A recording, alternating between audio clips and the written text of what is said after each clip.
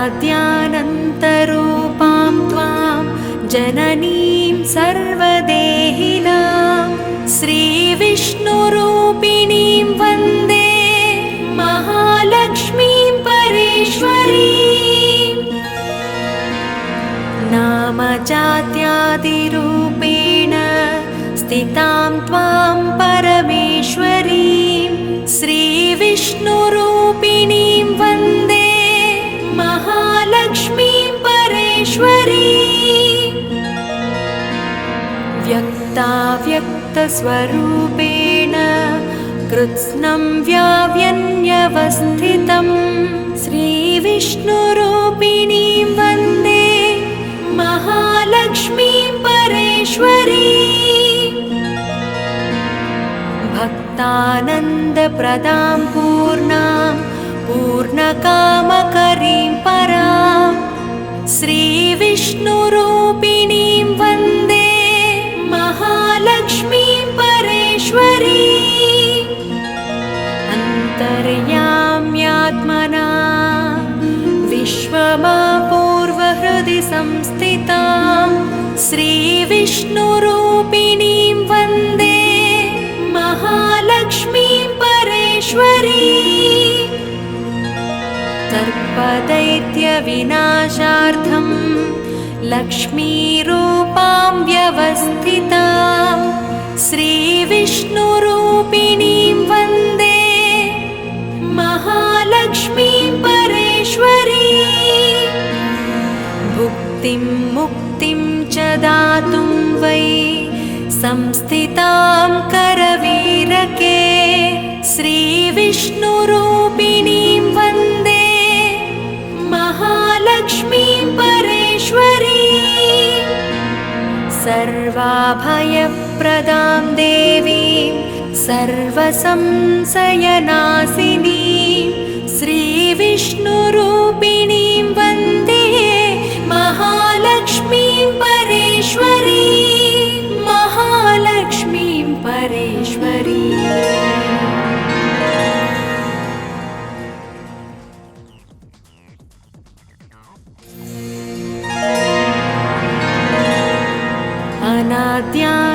अनाद्यानन्तरूपां त्वां जननीं सर्वदेहिनां श्रीविष्णुरूपिणीं वन्दे महालक्ष्मीं परेश्वरीं। नामजात्यादिरूपेण स्थितां त्वां परमेश्वरीं श्रीविष्णुरूपिणीं वन्दे महालक्ष्मीं परेश्वरीं। व्यक्ताव्यक्तस्वरूपेण कृत्स्नं व्याव्यन्यवस्थितं श्रीविष्णुरूपिणीं वन्दे महालक्ष्मीं परेश्वरीं। भक्तानन्दप्रदां पूर्णां पूर्णकामकरीं परां श्रीविष्णुरूपिणीं वन्दे महालक्ष्मीं परेश्वरीं। अन्तर्याम्यात्मना विश्वमापूर्वहृदि संस्थितां श्रीविष्णुरूपिणीं वन्दे महालक्ष्मीं परेश्वरीं।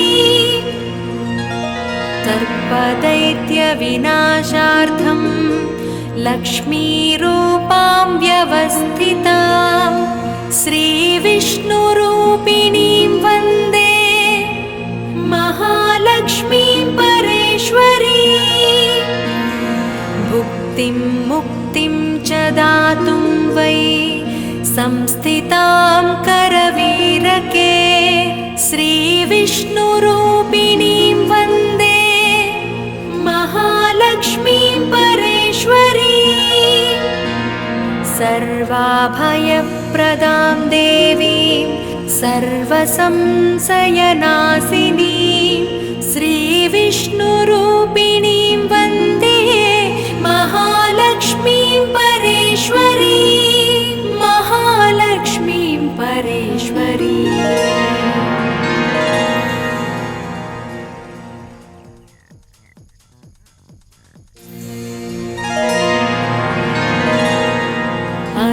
अनाद्यानन्तरूपां त्वां जननीं सर्वदेहिनां श्रीविष्णुरूपिणीं वन्दे महालक्ष्मीं परेश्वरीम्।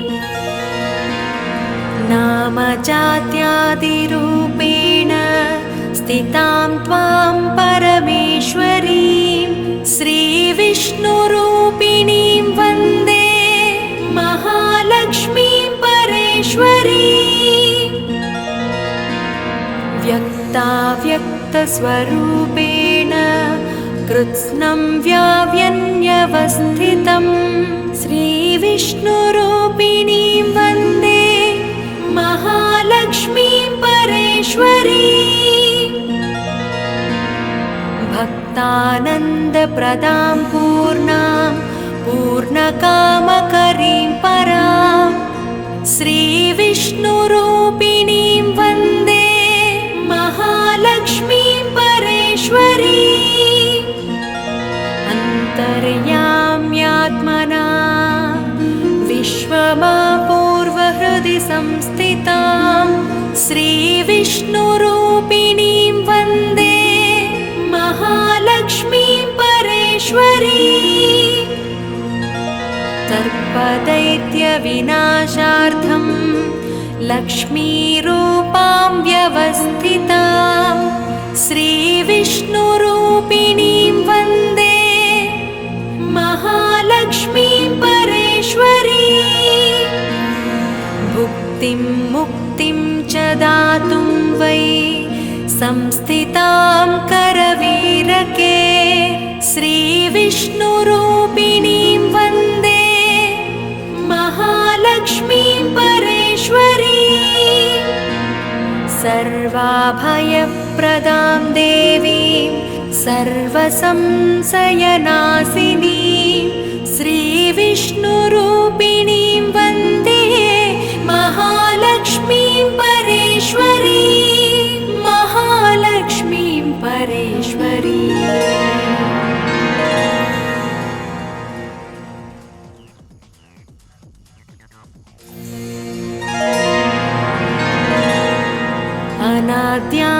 अनाद्यानन्तरूपां त्वां जननीं सर्वदेहिनां श्रीविष्णुरूपिणीं वन्दे महालक्ष्मीं परेश्वरीम्। नामजात्यादिरूपेण स्थितां त्वां परमेश्वरीं श्रीविष्णुरूपिणीं वन्दे महालक्ष्मीं परेश्वरीम्। व्यक्ताव्यक्तस्वरूपेण कृत्स्नं व्याव्यन्यवस्थितं श्रीविष्णुरूपिणीं वन्दे महालक्ष्मीं परेश्वरीम्। भक्तानन्दप्रदां पूर्णां पूर्णकामकरीं परां श्रीविष्णुरूपिणीं वन्दे महालक्ष्मीं परेश्वरीम्। अन्तर्याम्यात्मना विश्वमापूर्वहृदि संस्थितां श्रीविष्णुरूपिणीं वन्दे महालक्ष्मीं परेश्वरीम्। सर्पदैत्यविनाशार्थं लक्ष्मीरूपां व्यवस्थितां श्रीविष्णुरूपिणीं वन्दे महालक्ष्मीं परेश्वरीम्। भुक्तिं मुक्तिं च दातुं वै संस्थितां करवीरके श्रीविष्णुरूपिणीं वन्दे महालक्ष्मीं परेश्वरीम्। सर्वाभयप्रदां देवीं सर्वसंशयनाशिनीं श्रीविष्णुरूपिणीं वन्दे महालक्ष्मीं परेश्वरीम्। महालक्ष्मीं परेश्वरीम्।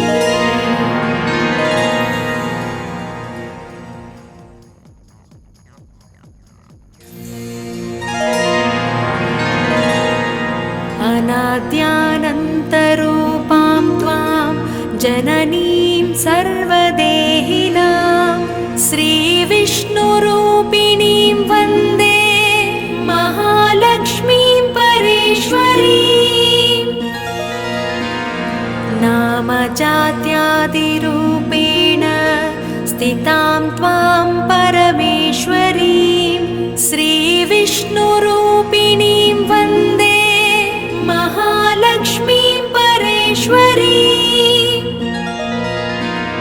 व्यक्ताव्यक्तस्वरूपेण कृत्स्नं व्याव्यन्यवस्थितं श्रीविष्णुरूपिणीं वन्दे महालक्ष्मीं परेश्वरीं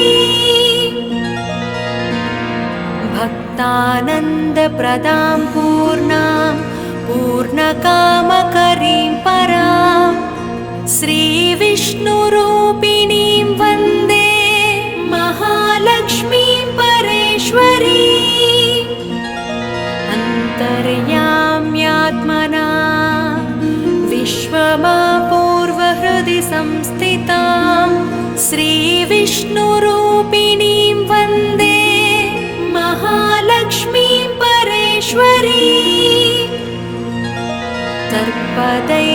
दर्पदैत्यविनाशार्थं लक्ष्मीरूपां व्यवस्थितां श्रीविष्णुरूपिणीं वन्दे महालक्ष्मीं परेश्वरीं भुक्तिं मुक्तिं च दातुं वै संस्थितां करवीरके श्रीविष्णुरूपिणीं वन्दे महालक्ष्मीं परेश्वरीं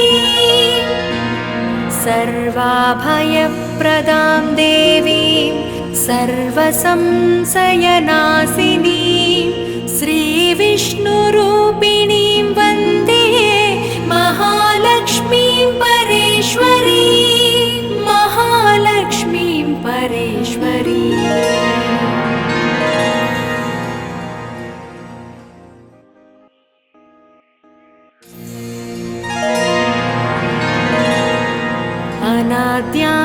अनाद्यानन्तरूपां त्वां जननीं सर्वदेहिनां श्रीविष्णुरूपिणीं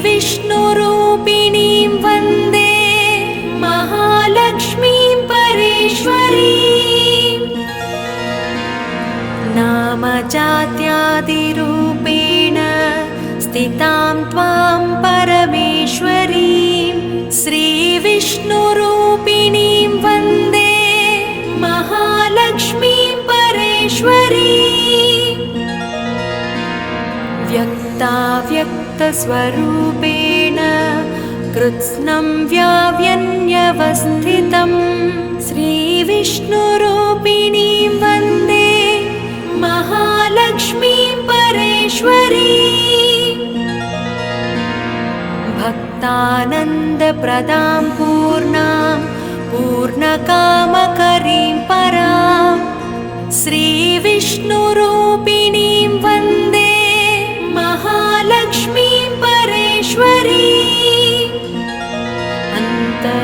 अन्तर्याम्यात्मना विश्वमापूर्वहृदि संस्थितां श्रीविष्णुरूपिणीं वन्दे महालक्ष्मीं परेश्वरीं दर्पदैत्यविनाशार्थं लक्ष्मीरूपां व्यवस्थितां श्रीविष्णुरूपिणीं वन्दे महालक्ष्मीं परेश्वरीं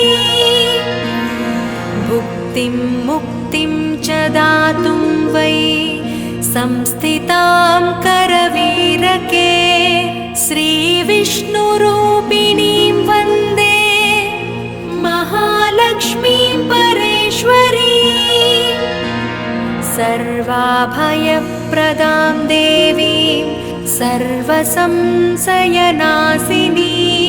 श्रीविष्णुरूपिणीं वन्दे महालक्ष्मीं परेश्वरीं महालक्ष्मीं परेश्वरीं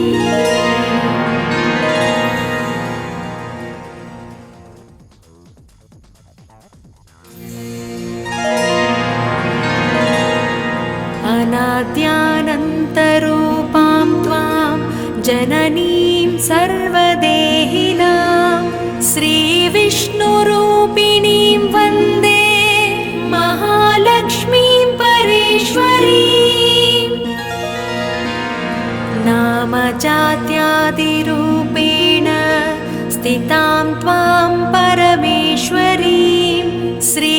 श्रीविष्णुरूपिणीं वन्दे महालक्ष्मीं परेश्वरीं व्यक्ताव्यक्तस्वरूपेण कृत्स्नं व्याव्यन्यवस्थितं श्रीविष्णुरूपिणीं वन्दे महालक्ष्मीं परेश्वरीं भक्तानन्दप्रदां पूर्णां पूर्णकामकरीं परां श्रीविष्णुरूपिणीं वन्दे महालक्ष्मीं परेश्वरीं अन्तर्याम्यात्मना विश्वमापूर्वहृदि संस्थितां श्रीविष्णुरूपिणीं वन्दे महालक्ष्मीं परेश्वरीं सर्पदैत्यविनाशार्थं लक्ष्मीरूपां व्यवस्थितां श्रीविष्णुरूपिणीं वन्दे महालक्ष्मीं परेश्वरीं भुक्तिं मुक्तिं च दातुं वै संस्थितां करवीरके श्रीविष्णुरूपिणीं वन्दे महालक्ष्मीं परेश्वरीं सर्वाभयप्रदां देवीं सर्वसंशयनाशिनीं श्रीविष्णुरूपिणीं वन्दे महालक्ष्मीं परेश्वरीं महालक्ष्मीं परेश्वरीं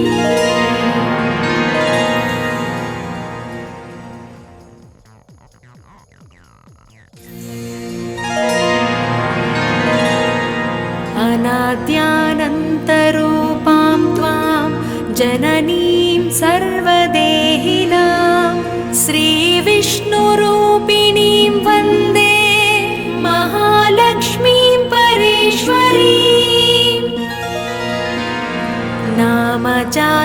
नामजात्यादिरूपेण स्थितां त्वां परमेश्वरीं श्रीविष्णुरूपिणीं वन्दे महालक्ष्मीं परेश्वरीं व्यक्ताव्यक्तस्वरूपेण कृत्स्नं व्याव्यन्यवस्थितं श्रीविष्णुरूपिणीं वन्दे महालक्ष्मीं परेश्वरीं भक्तानन्दप्रदां पूर्णां पूर्णकामकरीं परां श्रीविष्णुरूपिणीं वन्दे महालक्ष्मीं परेश्वरीं अन्तर्याम्यात्मना विश्वमापूर्वहृदि संस्थितां श्रीविष्णुरूपिणीं वन्दे महालक्ष्मीं परेश्वरीं सर्पदैत्यविनाशार्थं लक्ष्मीरूपां व्यवस्थितां श्रीविष्णुरूपिणीं वन्दे महालक्ष्मीं परेश्वरीं भुक्तिं मुक्तिं च दातुं वै संस्थितां करवीरके श्रीविष्णुरूपिणीं वन्दे महालक्ष्मीं परेश्वरीं सर्वाभयप्रदां देवीं सर्वसंशयनाशिनीं श्रीविष्णुरूपिणीं वन्दे महालक्ष्मीं परेश्वरीं महालक्ष्मीं परेश्वरीं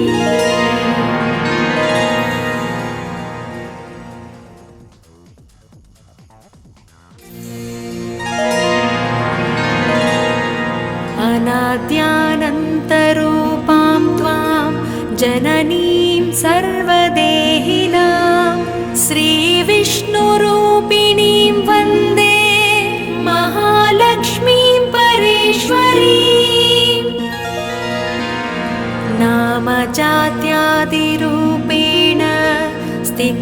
त्वां परमेश्वरीं श्रीविष्णुरूपिणीं वन्दे महालक्ष्मीं परेश्वरीम् व्यक्ताव्यक्तस्वरूपेण कृत्स्नं व्याव्यन्यवस्थितं श्रीविष्णुरूपिणीं वन्दे महालक्ष्मीं परेश्वरीम् भक्तानन्दप्रदां पूर्णां पूर्णकामकरीं परां श्रीविष्णुरूपिणीं वन्दे महालक्ष्मीं परेश्वरीम्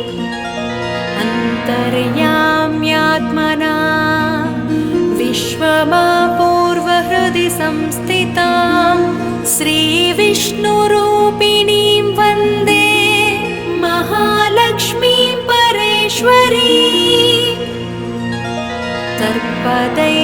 सर्पदैत्यविनाशार्थं लक्ष्मीरूपां व्यवस्थितां श्रीविष्णुरूपिणीं वन्दे महालक्ष्मीं परेश्वरीम् भुक्तिं मुक्तिं च दातुं वै संस्थितां करवीरके श्रीविष्णुरूपिणीं वन्दे महालक्ष्मीं परेश्वरीम् सर्वाभयप्रदां देवीं सर्वसंशयनाशिनीं श्रीविष्णुरूपिणीं वन्दे महालक्ष्मीं परेश्वरीम् महालक्ष्मीं परेश्वरीम्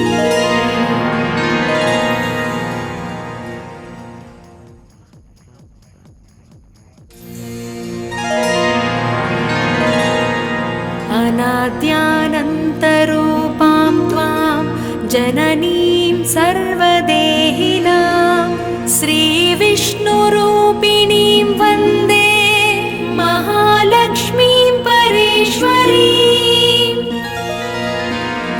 नामजात्यादिरूपेण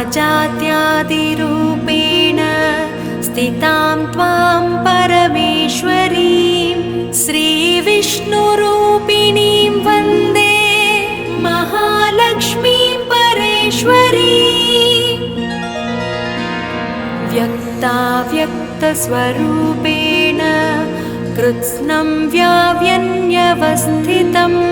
श्रीविष्णुरूपिणीं वन्दे महालक्ष्मीं परेश्वरीम् भक्तानन्दप्रदां पूर्णां पूर्णकामकरीं परां श्रीविष्णुरूपिणीं वन्दे महालक्ष्मीं परेश्वरीम् अन्तर्याम्यात्मना विश्वमापूर्वहृदि संस्थितां श्रीविष्णुरूपिणीं वन्दे महालक्ष्मीं परेश्वरीम्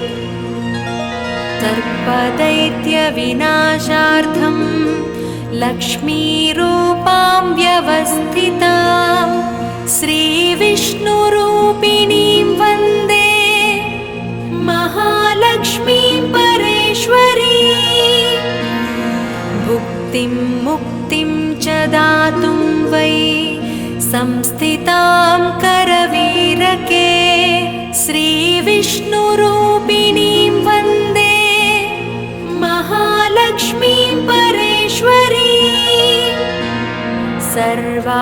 सर्वाभयप्रदां देवीं सर्वसंशयनाशिनीं श्रीविष्णुरूपिणीं वन्दे महालक्ष्मीं परेश्वरीम् महालक्ष्मीं परेश्वरीम्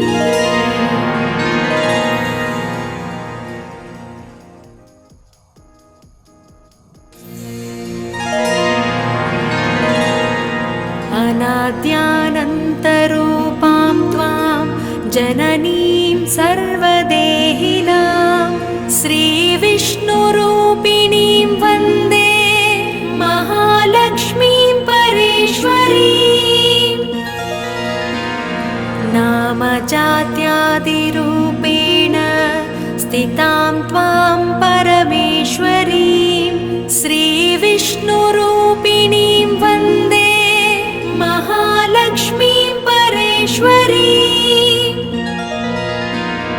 व्यक्ताव्यक्तस्वरूपेण कृत्स्नं व्याव्यन्यवस्थितं श्रीविष्णुरूपिणीं वन्दे महालक्ष्मीं परेश्वरीं भक्तानन्दप्रदां पूर्णां पूर्णकामकरीं परां श्रीविष्णुरूपिणीं वन्दे महालक्ष्मीं परेश्वरीं अन्तर्याम्यात्मना विश्वमापूर्वहृदि संस्थितां श्रीविष्णुरूपिणीं वन्दे महालक्ष्मीं परेश्वरीं सर्पदैत्यविनाशार्थं लक्ष्मीरूपां व्यवस्थितां श्रीविष्णुरूपिणीं वन्दे महालक्ष्मीं परेश्वरीं भुक्तिं मुक्तिं च दातुं वै संस्थितां करवीरके श्रीविष्णुरूपिणीं वन्दे महालक्ष्मीं परेश्वरीं सर्वाभयप्रदां देवीं सर्वसंशयनाशिनीं श्रीविष्णुरूपिणीं वन्दे महालक्ष्मीं परेश्वरीं महालक्ष्मीं परेश्वरीं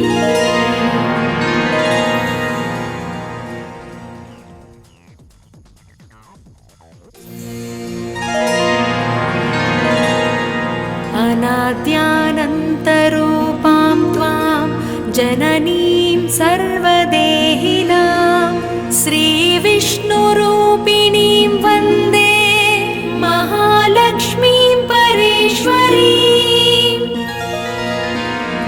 नामजात्यादिरूपेण स्थितां त्वां परमेश्वरीं श्रीविष्णुरूपिणीं वन्दे महालक्ष्मीं परेश्वरीं व्यक्ताव्यक्तस्वरूपेण कृत्स्नं व्याव्यन्यवस्थितं श्रीविष्णुरूपिणीं वन्दे महालक्ष्मीं परेश्वरीं भक्तानन्दप्रदां पूर्णां पूर्णकामकरीं परां श्रीविष्णुरूपिणीं वन्दे महालक्ष्मीं परेश्वरीं अन्तर्याम्यात्मना विश्वमापूर्वहृदि संस्थितां श्रीविष्णुरूपिणीं वन्दे महालक्ष्मीं परेश्वरीं सर्पदैत्यविनाशार्थं लक्ष्मीरूपां व्यवस्थितां श्रीविष्णुरूपिणीं वन्दे महालक्ष्मीं परेश्वरीं भुक्तिं मुक्तिं च दातुं वै संस्थितां करवीरके श्रीविष्णुरूपिणीं वन्दे महालक्ष्मीं परेश्वरीं सर्वाभयप्रदां देवीं सर्वसंशयनाशिनीं श्रीविष्णुरूपिणीं वन्दे महालक्ष्मीं परेश्वरीं महालक्ष्मीं परेश्वरीं